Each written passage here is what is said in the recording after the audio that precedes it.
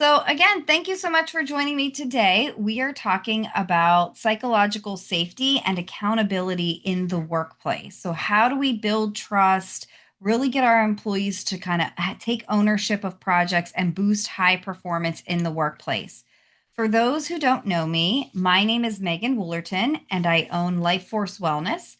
I provide employee wellness services as well as leadership development around things like positive psychology, stress management, and just helping create less toxic work environments.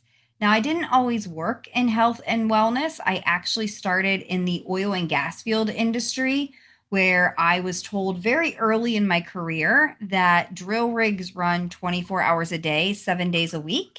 And if I wanted to be successful, I needed to be on call 24/7. And I don't know if any of you have ever tried that, but it's pretty impossible to be on call 24/7. I was working 60 to 100-hour work weeks. And of course, like any individual, after so much time running at that pace, I burned out.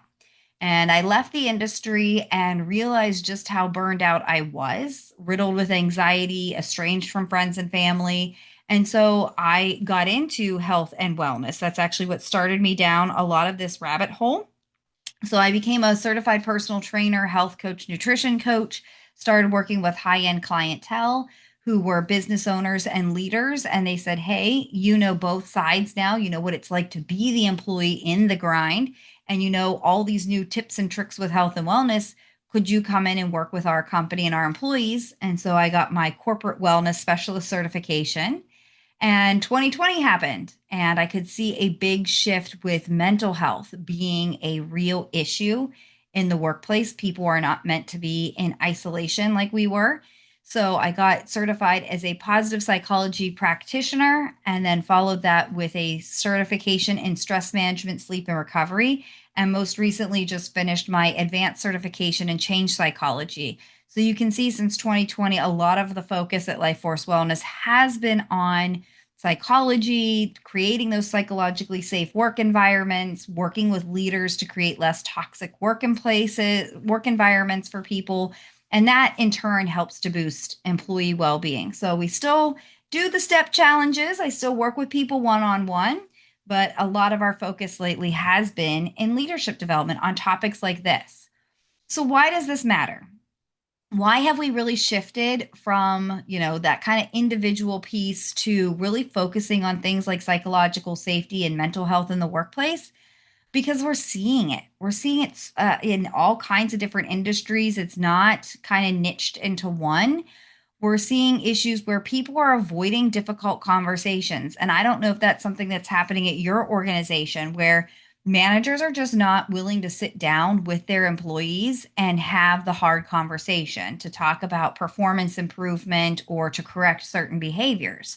And that's causing poor performance to be unaddressed. And that causes a lot of conflict in the workplace that other employees can see when someone's not stepping up, when someone's not performing well. And why is it that that person is still making the same pay or still getting the same benefits or still kind of getting that favoritism when they're not stepping up and no one's addressing it? And it's actually bringing the rest of the team down. Employees are afraid to speak up. There's a lot of employees that are dealing with health and wellness issues. They're dealing with mental health issues. They're dealing with aging parents or young children, but they're afraid to speak up and say, I need help. I need more support. And that's causing them to eventually just leave the organization. And a lot of times, these issues could have been addressed if they had the courage to speak up. And lastly, accountability is just not consistent in a lot of workplaces. So I'm hearing from a lot of people about they almost feel like favoritism was an issue. Some managers would hold certain people accountable and not others, or accountability was based on who was the manager that day. If Jerry was the manager on duty, he was a lot more lenient. You could come in a little bit late, nobody cared. But if, Doug was the manager on duty, then you knew it was a lot more strict. And just that inconsistency was a major issue. And so a lot of organizations are struggling because what they're doing is they're either focusing on trying to build trust so that employees will feel a little bit more at ease to share when they need help and raise their hand, or they're trying to really cram down on accountability and keeping everybody held to the same standards. but really it's a balancing act between the two. And when it comes to psychological safety, we need to understand, what does that mean? It's been like a really hot buzzword for the last couple years. And really, what it boils down to is psychological safety is about being able to speak up, to ask questions without feeling like somebody's going to roll their eyes and say, oh, that's a stupid question. It's being able to raise your hand and say, hey, I messed up, I made a mistake, and you're not going to be retaliated against or made fun of. Ability to share new innovative ideas without it being completely just dismissed or squashed. Challenging assumptions. So don't just assume that I know what I'm doing, not just assuming that we're all on the same page. And then also being able to do all of these things and more without the fear of embarrassment or punishment or retaliation. And so a lot of times people think that psychological safety means making a more comfortable work environment where we want to make everyone comfortable. We want to treat it like a therapist's office where we're going to set up all the cushy stuff and let in the bright light. And we're going to talk about, our feelings, and we want you to be comfortable here. And we're not going to press on the hard things. But that's really not what psychological safety is about. It's about giving your people space to be themselves authentically, being able to say, this is my idea, this is what I was thinking, this is a mistake I made. And it's not about it necessarily being a comfortable spot where we're going to be very soft, but it's a place where I know that even when I mess up, people are still going to accept me for who I am, flaws and all. What psychological safety is not is avoiding conflict. In the, you know, to create a comfortable work environment, a lot of times then we don't want to have the hard conversations. We don't want to make anyone uncomfortable. We don't want to disrupt the workflow. And so what happens is we think we're being psychologically safe by avoiding the conflict or lowering the bar, lowering the expectations, making sure everyone's in agreement, never giving any kind of real constructive feedback, just accepting, oh, that person just doesn't do that job well. We'll just give it to someone else. We're not going to address the issue, or protecting the employees from consequences. There's a lot of managers that kind of swoop in and go, oh, well, they weren't quite trained right, or, it's okay, or they're dealing with this issue. And yeah, there are times when we need to be accepting, but if it's all the time and it's consistent, then we're not really creating a psychologically safe environment, because there's no growth. When it comes to psychological safety, it should still be an environment that helps our employees to grow. And the best way we grow is from failures and mistake and getting that constructive feedback. And so we want to create a space for honest conversations. So that means we have to have the hard conversations. It's not avoiding them that's going to help your employees grow and perform better, but it's creating that space where they can be their authentic selves and we can be honest.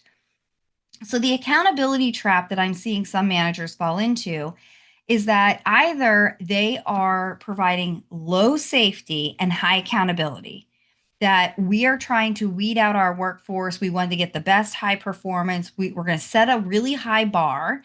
And if you don't make it, you're going to get cut. And so, what this is doing is creating a fear culture where people will start to hide their mistakes because there's no safety for me to raise my hand and say, hey, I made a mistake. I'm worried if I say I made a mistake, I'm going to get cut.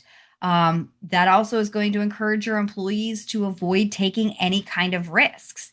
If your employees feel like, well, if I take a risk and it doesn't work out, then I'm going to be held, liable for it. There's not going to be any safety net there to catch me.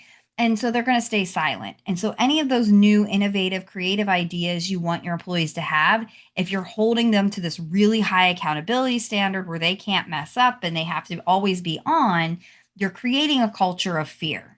And it's high stress, highly toxic. On the other side of the spectrum, if we have high safety but low accountability, I call this our coddle culture. It's really the comfort culture. This is the managers that are trying to bring in like the beanbag chairs and the safe spaces and the quiet pods. And while there's nothing wrong with that, It doesn't mean that everything in the office is cushy, everything in the office is soft, every conversation is happy go lucky. We tend then to avoid taking ownership. It's instead of it was Sarah's responsibility, it was a team issue. We tend to miss deadlines because it's okay if you miss that deadline. We understand you'd had difficult things going on right now. We're not going to really hold you accountable to that. We have that low accountability. It's okay. This is a safe space. We're very flexible here. And this also causes others to blame each other because nobody's accountable for anything. When something does go wrong, who's responsible? And it becomes a whole team kind of blanket issue that, oh, well, everyone's held to that standard. And this is where we're also seeing we're now like, because one person screws up, the whole team has to return to office or the whole team has to redo the project. And so it can have a positive and a negative where we're all lifting each other up or we're all pulling each other down. The sweet spot is when we have that high safety and high accountability.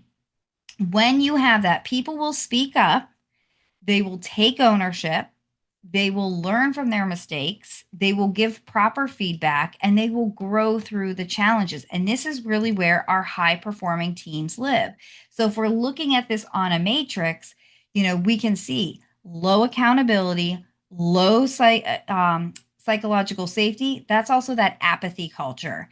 So this is where we are seeing those employees who are just completely disengaged. They don't care. Like, you're not going to hold me accountable.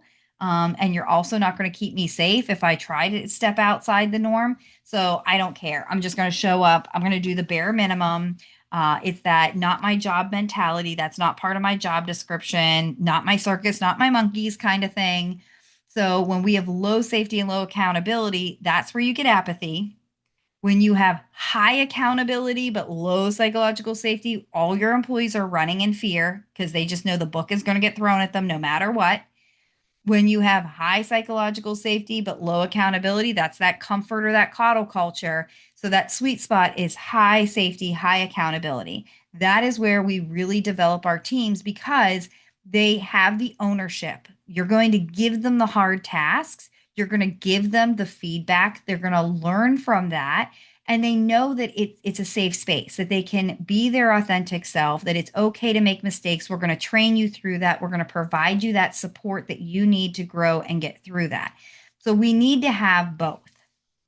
When our employees are staying silent, this should be a red flag that we are creating a fear culture.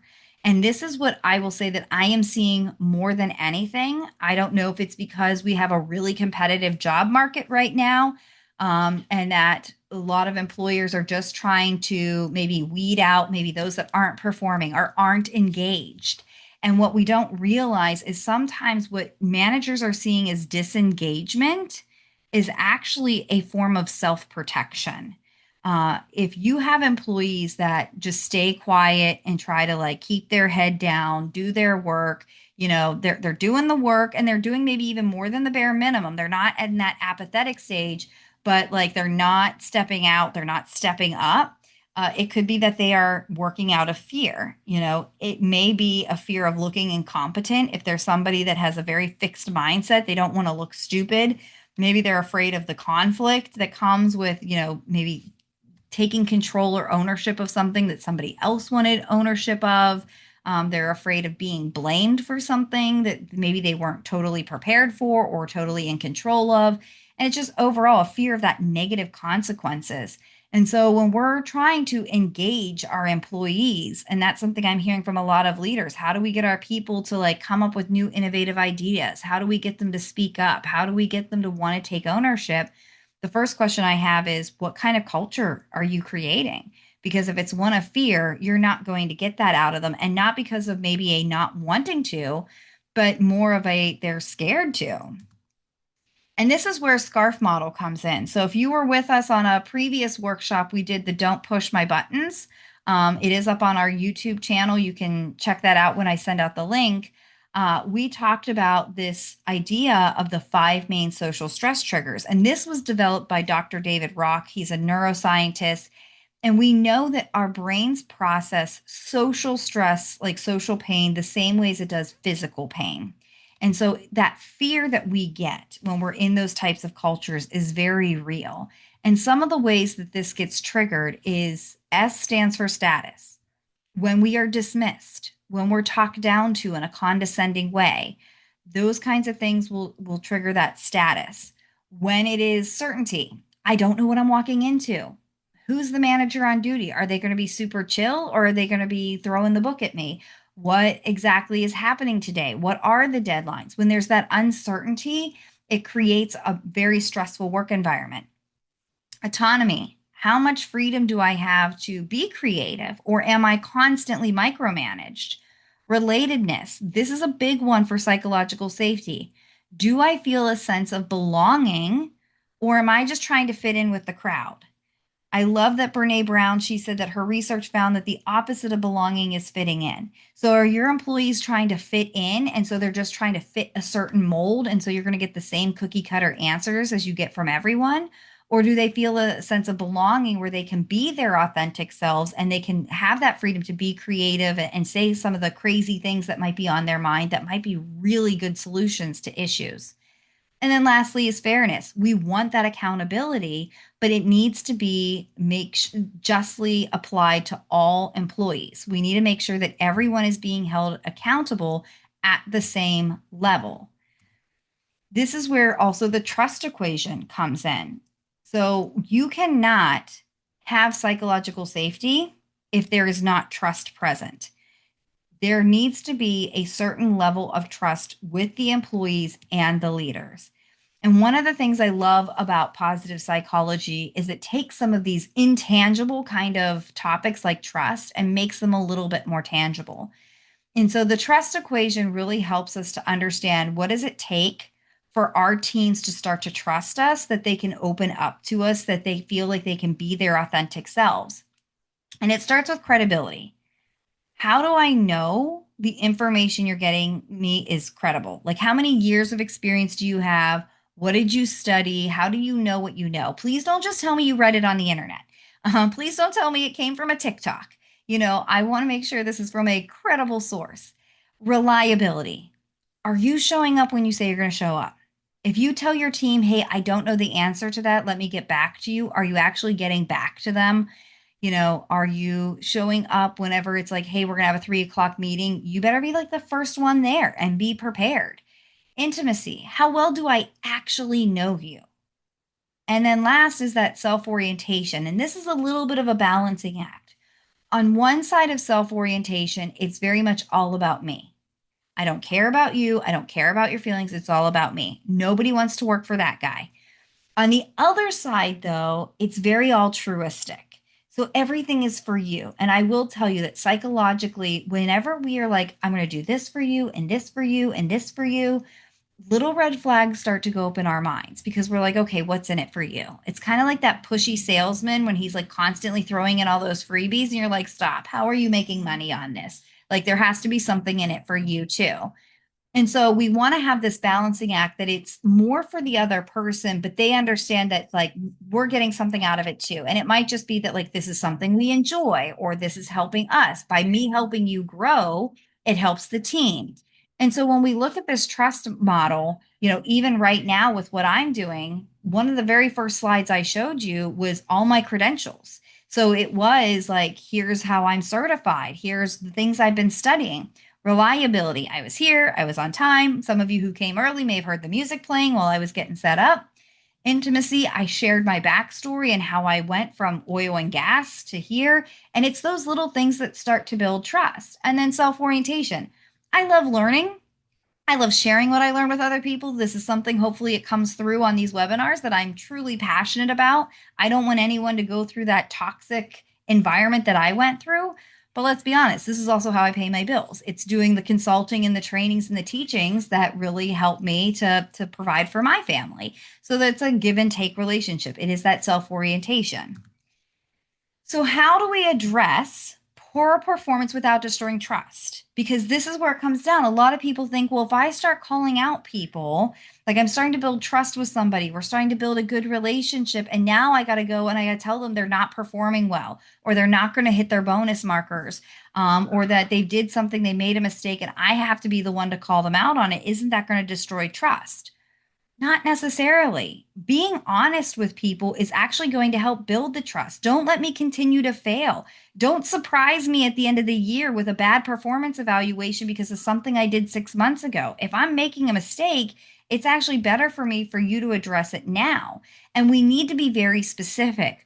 One of the things I'm seeing crop up more frequently is very vague uh, performance reviews. And I don't know if more managers are using ChatGPT to do their performance improvement plans or reviews at the end of the year, but like very vague statements like, you're not meeting expectations.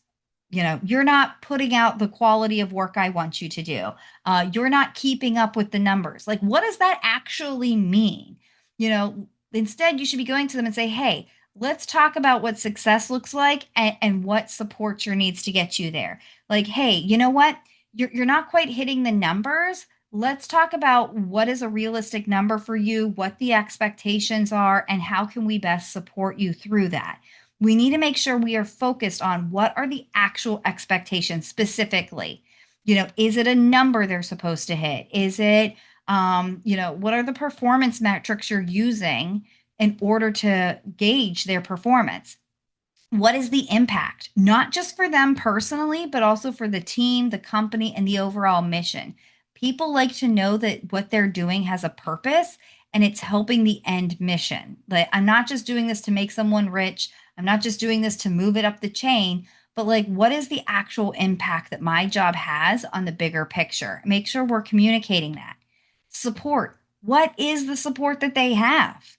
If they're struggling with something, who do they go to get proper training on that? What resources can they reach out to? What are the skills they still need to develop? And how is the company going to provide for that? And ownership. We absolutely need to make sure that once we have these conversations, what is on the employee's side? What do they own? What are the things that are totally in their control that they should have ownership on? And what are the things that the company are supposed to do that they take ownership on?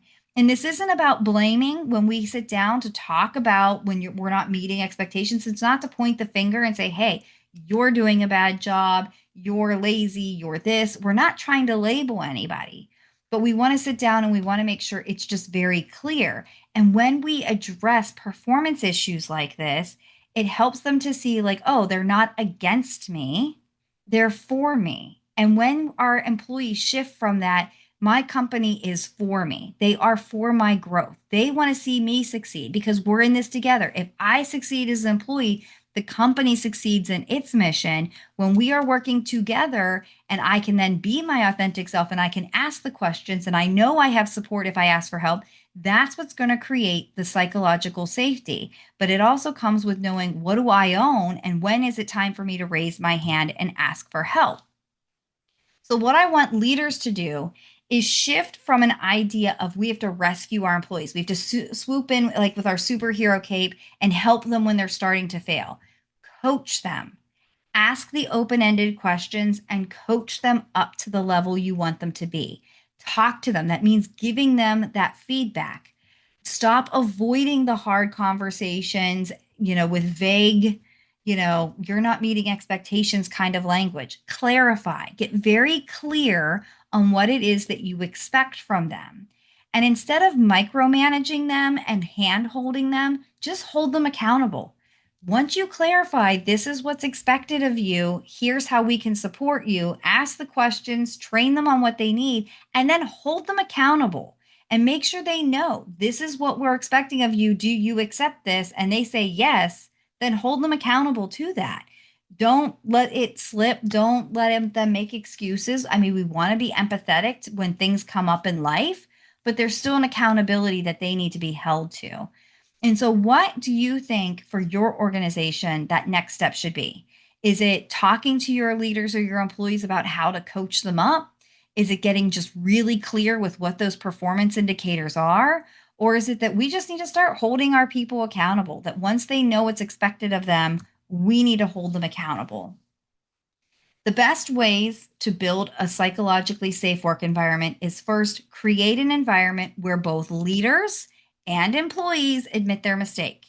As the leader in the organization, you should be the first one to raise your hand and say, oops, I made a mistake. I told you this project was due Friday. It's actually due Wednesday. That was totally on me. I'm sorry to put this on you. I messed up. Ask for feedback. As the leader, you should be showing them how it's done. How can I, as a leader, support you better? Give me feedback. Then they'll be more open to taking feedback as well. Reward speaking up. When somebody comes up with an idea, it might not be the best idea. And it might be something you tried 10 years ago before they worked at the company. Rather than being dismissive and be like, oh, we tried that and it didn't work, or that's not the way we do things around here. Hey, I appreciate you speaking up and bringing that idea to the table. We'll look into that, or let's discuss that. Reward them. Don't be dismissive and squash every time they try to come up with a new solution. Clarify the expectations. That is huge. Address issues quickly. When there is a performance issue, do not wait until your quarterly or 6 month or 1 year review to bring it up. Don't treat it like the meatloaf in the back of the fridge. It's going to get moldy, it's going to get worse, and it's not going to be any more pleasant to open that container. Handle it instantly, handle it urgently. When they mess up, talk to them about it that day or within 24 hours. Try to come back to them and figure out what the issue is. Otherwise, one, they're going to just keep repeating the issue. And two, they might just start sweeping those mistakes under the rug when it comes to realization what they did. We don't want to let those things fester. So address them quickly. Follow through consistently. When you see mistakes being made, make sure that we are following up and we're holding everybody to the same level of accountability. And then treat mistakes as learning opportunities. I'm not saying you have to go and celebrate every time somebody fails or makes a mistake. Certain mistakes should have natural consequences to them, but we should be able to sit our people down and say, hey, you messed up on this. Tell me what went wrong. Walk me through your process. Let me retrain you on it. And let me teach you maybe a new way to do it or teach you the proper process. Treat those mistakes as learning opportunities. Don't just go, hey, you messed this up, fill out this thing, it's your written warning, and send them on their way. That's only going to create that fear culture. So the key takeaways from today are really psychological safety is not about comfort, and accountability actually strengthens trust. So holding our people accountable. Silence, when your people are disengaged and they're not speaking up, they're not being innovative, it's usually a stress response from a fear culture. Expectations and support must coexist in order to have a psychologically safe work environment. And high performing teams balance that trust and accountability. It's not one or the other, it's a balance of both. If you want to go deeper in any of these kinds of topics, we are about time, but I want to encourage you that you can book a call with me. If there's any questions you don't want to address here, I'm happy to stay on a couple extra minutes, take any of your questions. But if it's not something you're comfortable putting in the chat or unmuting for, you can absolutely book a free call with me. I'm happy to answer those questions or talk about some of the services we offer around psychological safety. So that's on the screen. Next week, I am doing a Change Your Thoughts, Change Your Life webinar. So I did this one 2 weeks ago. I did the 30-minute version and it sold out. So I am going to offer the full 60-minute version next week on June 9th at 12:30. And there were a couple of topics I didn't have time to get into in the 30-minute, like catastrophizing. How do we end the spiral?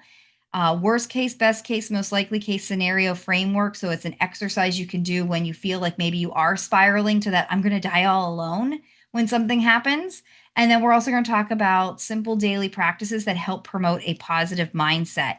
If you want to sign up, the first 10 people get $5 off, and that's through Eventbrite. When I send the replay, I'll also send the link for that. Our next free leadership webinar should be June 15th through the 19th. I will be out of town. I'm actually speaking at the SHRM National Convention in Orlando, Florida. So I will be out of town. So our next free leadership webinar is going to be Cover Your Tracks Culture. So we're going to dig even deeper. If you are dealing with a fear culture and your people are all about that, like kind of CYA mentality, and you're wondering, how do we break that cycle? What is causing this? That we're going to dive a lot deeper into this webinar on June 23rd. At this time, I'll open it up for any questions. If you haven't connected with me on LinkedIn, I highly encourage you to do that. All right. If there's no other questions, I'll let you all get on with your day. I'll be sure to send the replay out later today. And I just want to thank you so much for joining me, and hopefully, I'll catch you on the next one.